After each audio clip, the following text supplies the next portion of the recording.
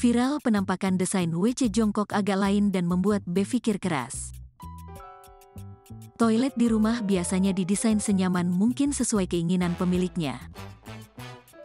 Umumnya, toilet ini digabung dengan kamar mandi supaya hemat tempat. Namun apa jadinya jika menggunakan toilet berdesain aneh yang malah membuat penggunanya mikir keras? Dalam video viral berdurasi 7 detik ini menampilkan penghuni rumah memamerkan WC jongkok di rumahnya. Desain WC jongkok dalam video tersebut memang agak lain dan cenderung aneh. Tak ayal lagi video ini viral di media sosial. Selain jauh dari kesan estetik, desain toilet buang hajat di video itu benar-benar menyulitkan pengguna.